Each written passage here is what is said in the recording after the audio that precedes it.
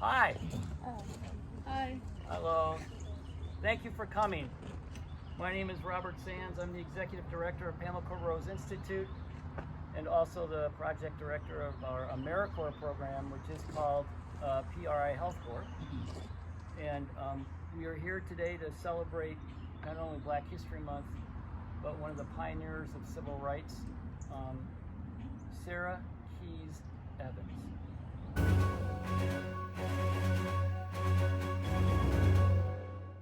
So to get our program started, I would like our resident wise person, Herb Pearson, to provide the invocation. Herbert? Now you know what happens when an academic tries to get wise. They got to stammer and stumble for their words. All right. Good afternoon. Good afternoon. My name is Herb Pearson. Let's take a moment now and just be in quiet repose. Join me now in a moment of deep personal reflection. Each of us is here today with a caring and courageous heart. Each of us is here to give honor to the works of this community and this program, and of course to the Black history and to Sarah Keys Evans. She built a bridge in her life through resilience, service, and openness, just as Pamela Court Rose Institute has built this bridge of endeavor and hope.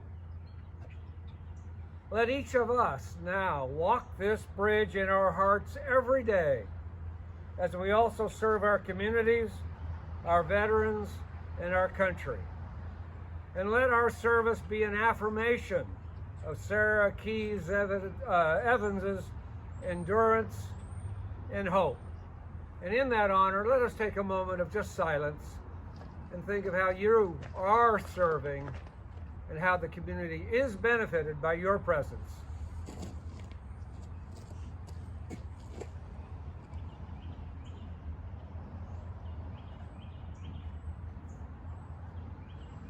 And for this we give thanks, and so it is.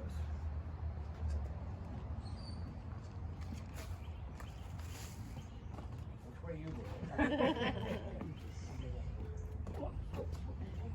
Yeah, to get off balance.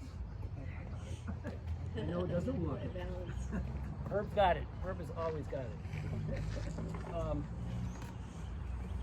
Thank you for coming on this amazing spring day that is really not spring yet, but we're thankful that it's here otherwise.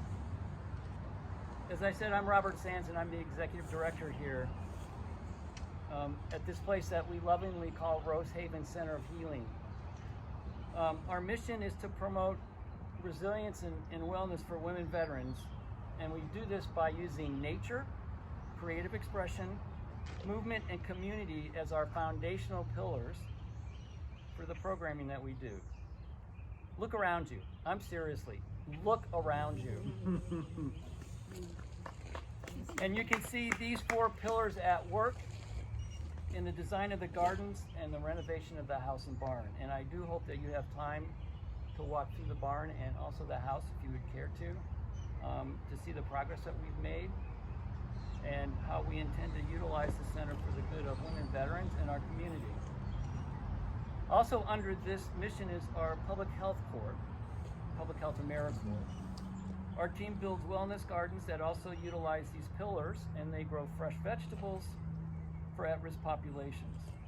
We think gardening and gardens is a great way to eat healthy and smart and live healthy lives all around. And if you look around at these gardens and the other gardens that we make and made and tend to, you can see the value of our project. I'd like to take a moment and actually introduce our AmeriCorps workers for the work that they've done. Over here is Susan and Sean, and back is Darnell and Gwendolyn here, and when Herb is actually able to stand upright, he's part of the program as well. We miss you, Herb. We do miss you, Herb. We miss your voice. That's a polite way of saying my boss and I. No. We miss your voice. We are here today to celebrate Black History Month and to honor Washington, North Carolina native Sarah Keys Evans, who was a pioneer, who advanced civil rights, and was also part of the original Women's Army Corps. Sarah's story is compelling, and in her life, she served her country in so many ways. She faced hardship, she faced adversity, she overcame discrimination, and she found the courage to confront injustice to better the lives of those around her. I would like to introduce Lisa Jones, my good friend and the director of Washington's Underground Railroad, and an exceptional scholar in African American history and the contributions of African Americans in our community and elsewhere. Please welcome Lisa Jones. Thank you, my friend. Good afternoon. I can't think of a more beautiful place to be today in this beautiful garden. I am just overwhelmed at the great beauty and the serenity and the hard work that has gone into making this sanctuary, this place of great beauty. And I just stand here in awe of the vision of my friend Robert to want to bring this to the community. I stand here today deeply honored. I don't even feel like I can do justice to the person that I want to share with you today. But my cousin Sarah Keys Evans, if she could be here in her own quiet way, she would just simply say, thank you. I didn't do anything great. I didn't set out to do anything great. I set out to do what was right. And by you being here today, you're also doing what is right. Every one of us can make a difference. Everything that you do makes a difference to maybe one person or maybe to a whole community. And so by your presence today, I should be sitting out there and you should be standing up here. So I wanted to thank you first and foremost for all of your hard work. And before Pamlico Rose, we would ride on 3rd Street, and this was just a vacant looking lot, and the house was in disrepair. But then Robert came along with his vision. And he knew what he wanted to do to share with the city. He knew what he wanted to do in sharing his vision with the lives of especially women who had been in the military, but every single one of us. So we are all recipients of Robert's vision, and we're so grateful for that. I want to start by telling you a story. When I was a young girl, we would go up to Philadelphia every single summer. My mother's siblings, they all moved to Philadelphia to work in the Navy Yard around World War II, but she had children and she wanted to raise her children in the South. So every year we'd go up to Philadelphia and we'd go to the Trailway bus station, which at that time was located at 2nd and Reston. I grew up in the segregated South, and so getting on a bus to travel anywhere was not like it is today when you get on a bus or a train. Even from a young child, when we got on a bus, we automatically knew where we were supposed to sit, because the Carolina Coach Commission and their buses, it had a line about 3/4 of the way back on the bus, and it said colored only. So people with my colored skin had to sit at the back of the bus. The back of the bus was usually hot because of engine works that were at the back of the bus. Most buses had a bathroom, and so the back of the bus wasn't the most pleasant place to sit. And you dare not sit anywhere above that line that said colored only. That was a way of life. That was just how it was. And then my cousin Sarah Keys Evans came along. Sarah was the most mild-mannered person you'd ever meet. She barely raised her voice about anything. She's born right here. Well, she was born in Pitt County, but her family moved to Washington very early in her life, and she grew up in Keysville. And Keysville, if you know that community, they were trailblazers from the very beginning.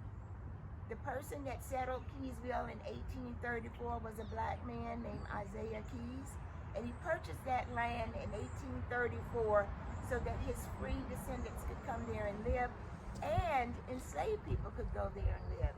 Keysville was a huge part of the Underground Railroad. So Sarah grew up with people who knew what was right to do, and they did not mind standing up for what was right. Sarah attended school here. She went to Mother Mercy, she graduated, and then she moved to she moved to New Jersey. And while in New Jersey, she joined the military, another brave adventure. Because when you listen to the stories of women that joined the military in her day, it was not a pleasant experience. Racism, attacks against women, they had no business in the military, and they fought through all kinds of hardships just to represent their country. And so Sarah, by joining the military, she was standing up like she had always been taught to do, living here in Keysville. You stand up for what is right. Mm-hmm. So on August 1st, 1952, Sarah takes a leave from Fort Dix, New Jersey, where she's stationed, and she's coming to visit her family in Washington, North Carolina. Up until that time, if you had on a military uniform, even if you were black, you did not really have to abide by the colored only line. You pretty much could sit anywhere you wanted. Sarah chose a seat that would have been above the colored only line, and she was comfortably seated until she got to Roanoke Rapids, Virginia, where she had to change buses, and that bus would have brought her into Washington at 2nd and Resper Streets. But there was a new driver that got on the bus, and he was going to bring that bus into the small towns of Eastern Carolina. And so when he starts to take tickets, he tells Sarah, you can't sit here. You need to go to the back of the bus.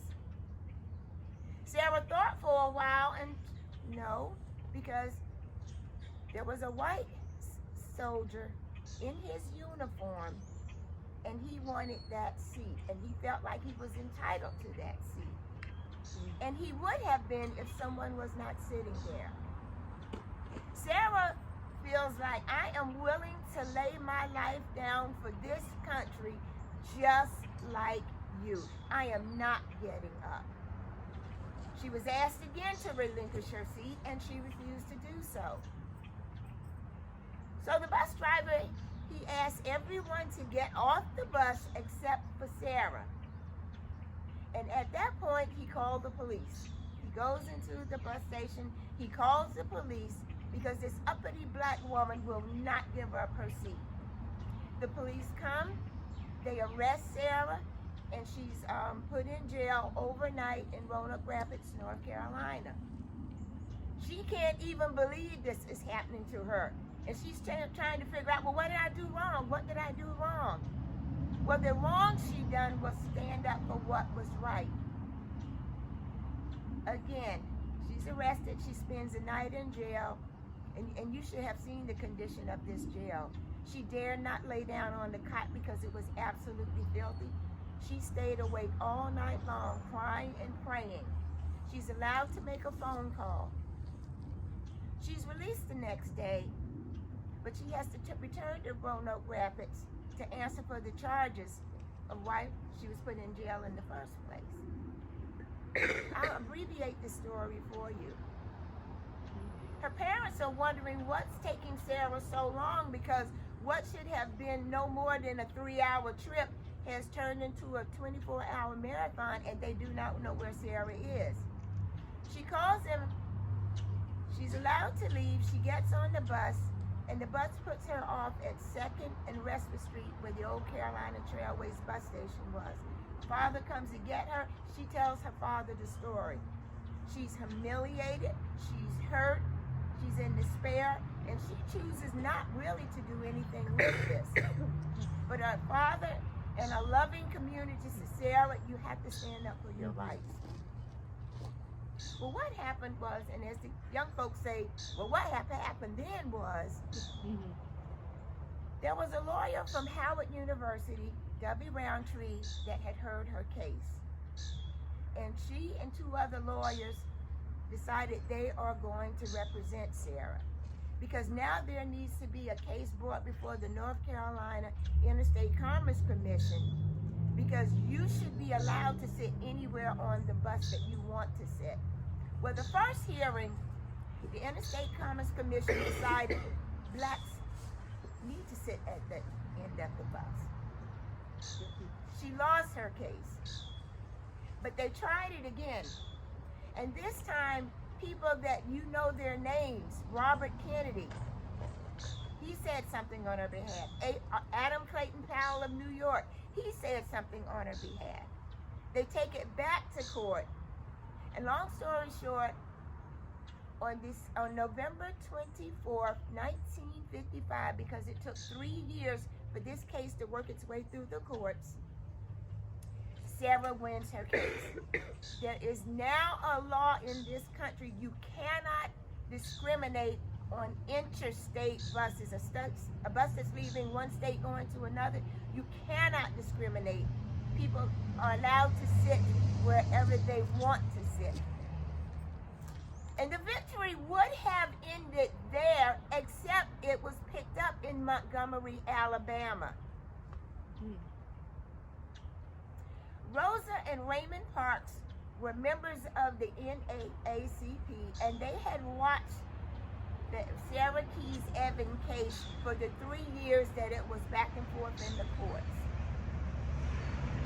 Rosa decides she is going to do on a citywide level what Sarah Keys Evans did on a national level. You know it as the Alabama boycott. Sarah Keys was not the first person to discriminate being able to not sit where they wanted on a bus or on the train. There were others, Irene Morgan and so many others. But Sarah is the one that got national attention. In 1952, this story was in every paper in the country. Every paper. So Rosa Parks decides, after watching this case for about 3 years, she's going to do on a citywide level what Rosa Parks had done, what Sarah Keys had done on a national level. You know the story from here. Dr. Martin Luther King got on the case and the events that happened in Montgomery, Alabama. But Sarah Keys Evans, by all rights, is the mother of the civil rights movement.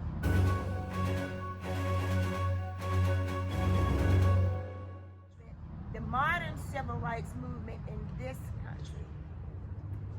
She built bridges that all of us could cross. Women in the military, she built a bridge there.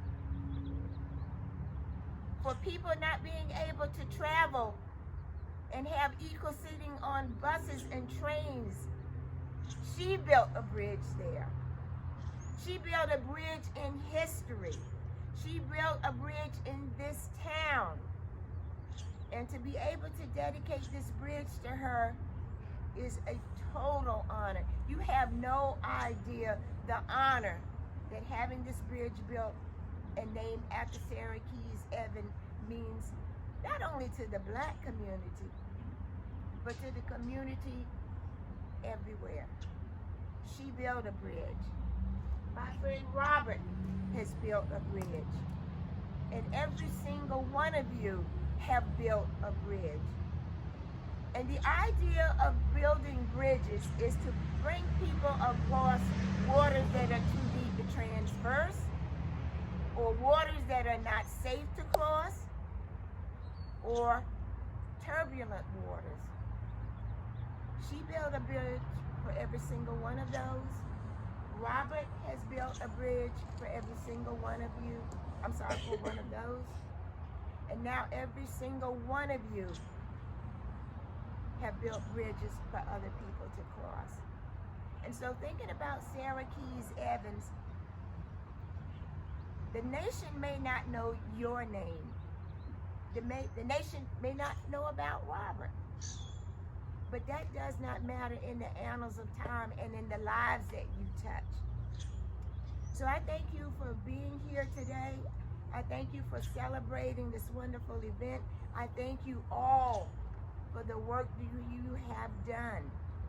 Every single one of you, AmeriCorps, everyone that's here today, Crystalline, every one of you have made an impact on Washington. And in making that impact, you have made roads for others to cross.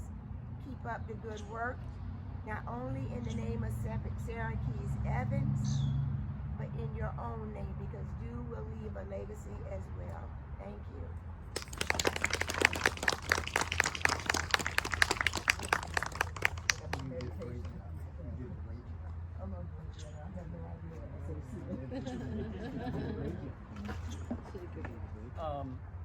That was very heartfelt. Yeah. Thank you for being here to listen to that. I did not build this bridge by myself.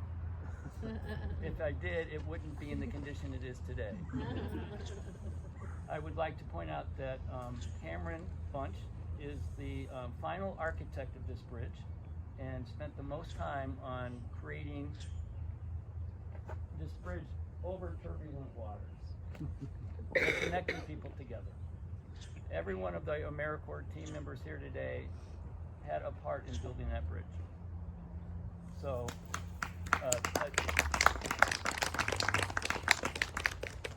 it's an amazing bridge. It really is. And we have some forsythia that will grow through that arbor and turn bright yellow when it blooms. And in June, if you come back here, there will be so much color around it that you won't be able to leave. Yeah. So, I just wanted to point that out. I'm going to invite one more person up here to say something. She's our Community Engagement Director, Shannon Standridge, who's also a United States Air Force veteran. Shannon?